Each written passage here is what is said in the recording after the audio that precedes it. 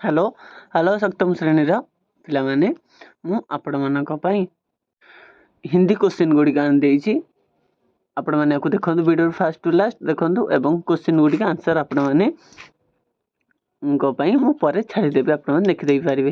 देखो fast question अच्छी हमारा देश मेरा वतन का अर्थ है, क्या अर्थ है? खरे अच्छे कौन? सुरेश ने हवा से क्या कहा?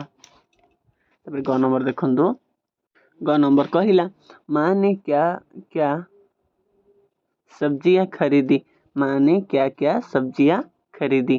तब नेक्स्ट क्वेश्चन तबरे 2 नंबर कहला इन शब्दों के अर्थ लिखिए।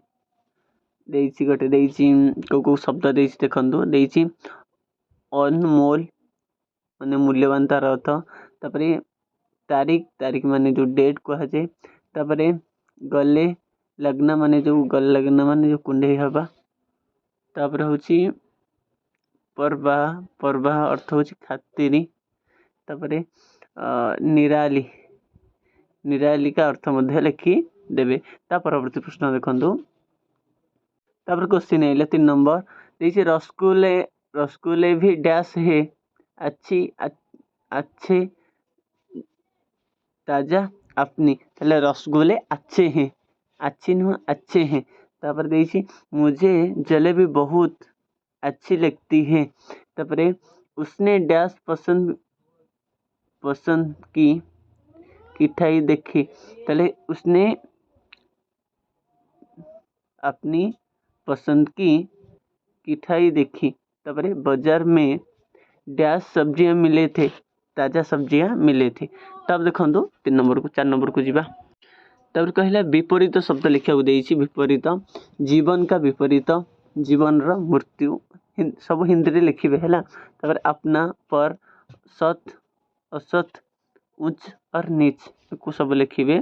तब देखो तापर कहली 4 नंबर किन्हीं 2 शब्द का वाक्य में प्रयोग करो। देइछि दुनिया औकात मालूम। तब लिखंतु तब क्वेश्चन है डैश काम करता हूँ।